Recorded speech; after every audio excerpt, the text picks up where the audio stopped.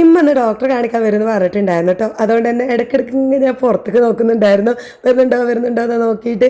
ഒരു സമയം ഒരു 9 മണിക്ക് ആയപ്പോഴാണ് എത്തിയത്. നുജൂമിൻ്റെ കൂടെ വന്നത്. നുജൂം ഉമ്മാനോട് ഇറക്കി വിട്ടിട്ട് നേരെ ഓൻ ജോലിക്ക് പോയിട്ടോ. വന്നപ്പോൾ ഉമ്മാൻ്റെ കയ്യിൽ അതൊരു കവറുണ്ട്. അതൊക്കെ എനിക്കുള്ള സ്റ്റിച്ച് ചെയ്യാനുള്ള കുറച്ച് കാര്യങ്ങളാണ് കേട്ടോ. ഞാൻ കാണിച്ചു തരാവേ. ഇതാ ഈ ഒരു ബ്ലൂ കളറിലുള്ള ചുരിദാറുണ്ടല്ലോ, അത് ഉമ്മാക്ക് തുത്ത് ബർത്ത്ഡേക്ക് ഗിഫ്റ്റ് കൊടുത്തതായിരുന്നു കേട്ടോ.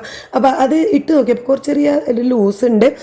കുറച്ച് ലൂസ് ഉള്ളൂന്നുണ്ടെങ്കിൽ ഉമ്മ അതിടും. ഉമ്മ കുറച്ച് ലൂസായിട്ട് ഇടാനാണ് ഇഷ്ടം. പക്ഷേ ഇത് കുറച്ചും കൂടിയൊക്കെ തയ്ക്കാനുള്ള ഒരു ലൂസ് ഉണ്ട്. അപ്പോൾ ചെറുതായിട്ടൊന്ന് ഷേപ്പാക്കി കൊടുക്കാമെന്ന് കരുതി.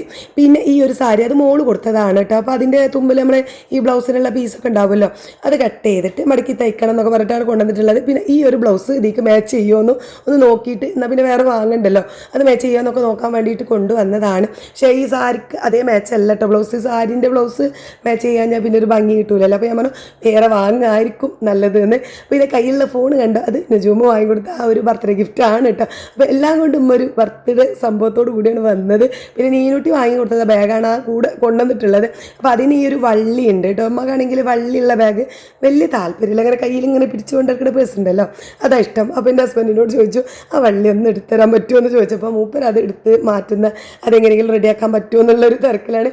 ഇരുന്ന് ശ്രമിക്കുന്നുണ്ട്. പെട്ടെന്ന് റെഡിയാക്കി കൊടുത്തു. പിന്നെ ആ വള്ളിയൊക്കെ എടുത്ത് കൊടുത്തു. അമ്മക്ക് അതാണ് ഇഷ്ടം, അങ്ങനെ കയ്യിൽ കൊണ്ടെടുക്കുന്നത്. എന്തായാലും പിന്നെ ഞാൻ വേഗം ബ്രേക്ക്ഫാസ്റ്റ് ഉണ്ടാക്കാൻ വേണ്ടിയിട്ട് തന്നു. ഇഡ്ഡലിക്ക് മാവ് അരച്ച് വെച്ചിട്ടുണ്ടായിരുന്നു. എന്താ അറിയില്ല, നല്ല രീതിയിൽ മാവൊക്കെ വന്ന് സെറ്റായി നിൽക്കുന്നുണ്ടായിരുന്നു. സാധാരണ അമ്മ വരുന്ന ദിവസം അമ്മ ബ്രേക്ക്ഫാസ്റ്റ് ഉണ്ടാക്കി കൊണ്ടുവരലാണ് കേട്ടോ. ഞാനത് ഓർമ്മയില്ലാതെ ഇന്നലെ അരി വെള്ളത്തിലിട്ട് ഇഡ്ഡലിക്ക്. അപ്പം അമ്മനോട് വിളിച്ച് പറഞ്ഞു ഇങ്ങനെ വേണ്ട, ഞാൻ ഇഡ്ഡലി വെള്ളത്തിലിട്ടിട്ടുണ്ട്, ഇഡ്ഡലിക്ക് വെള്ളത്തിലിട്ടിട്ടുണ്ട്, അവിടെ കൊണ്ടുവരണ്ട അത് പറഞ്ഞപ്പോൾ പിന്നെ അമ്മ അവിടെ പാക്ക് പുട്ടും ചിക്കൻ കറിയൊക്കെ ഉണ്ടാക്കിയിട്ടാണ് വന്നത് കേട്ടോ. അപ്പോൾ ഞാനിതാ വേഗം മാവൊക്കെ ഇഡ്ഡലി പാത്രത്തേക്ക് ഒഴിച്ച് കൊടുക്കുന്നുണ്ട്. മുട്ട പുഴുകാനും വെച്ചിട്ടുണ്ട്. ഒരു വെടിക്ക് 2 പക്ഷി മുട്ടയും വെന്തോളല്ലോ. കറിയായിട്ട് ഞാൻ ചട്ടിനിയാണ് ഉണ്ടാക്കുന്നത്. ഈ ഇഡ്ഡലിയും ദോശയൊക്കെ ഉണ്ടാക്കുമ്പോൾ ചട്ടിനിയാണ് കൂടുതൽ ഇഷ്ടം.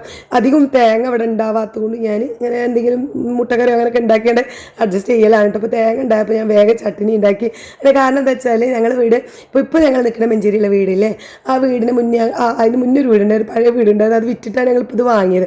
ആ വീട് ഒരു എന്താ പറയുക തെങ്ങുകളുടെ നടുവിലുള്ള ഒരു വീടായിരുന്നു. 10-12 തെങ്ങുണ്ടായിരുന്നു. അപ്പോൾ എപ്പോഴും വീട്ടിൽ തേങ്ങ ഇഷ്ടംപോലെ ഉണ്ടായിരുന്നു കേട്ടോ. അപ്പം അമ്മ ഞാൻ ഇത് ഇഡ്ഡലി ഉണ്ടാക്കണമെങ്കിലും ദോശ ഉണ്ടാക്കണമെങ്കിലും അപ്പം ഉണ്ടാക്കണമെങ്കിലൊക്കെ ചട്ടിനിയൊക്കെ ആയിട്ട് എപ്പോഴും ചട്ടിനിയാണ് അധികം ഉണ്ടാവുക. അപ്പം എനിക്ക് ആ ഒരു നൊസ്റ്റാൾജിയ ഫീൽ കിട്ടാൻ വേണ്ടിയിട്ട് ഞാൻ ഇഡ്ഡലിയും എന്താ പറയുക ചട്ടിനിയൊക്കെ ഉണ്ടാക്കി ഭയങ്കര ഒരു ഇഷ്ടമാട്ടോ ഈ ഒരു കോമ്പിനേഷൻ. ഞാൻ വേഗം അതൊക്കെ ഉണ്ടാക്കി. ഇതും വേണേൽ മദ്രസ വിട്ട് വന്നിട്ട് കുറേ നേരമായി. ഉമ്മ വന്ന് 9 മണിക്ക് ശേഷമാണ് ഞാൻ ബ്രേക്ക്ഫാസ്റ്റ് ഉണ്ടാക്കാൻ തന്നെ നിന്നത്. ഒന്നാമത് സ്കൂളില്ലല്ലോ, പൂട്ടിയൊക്കെ അല്ലേ.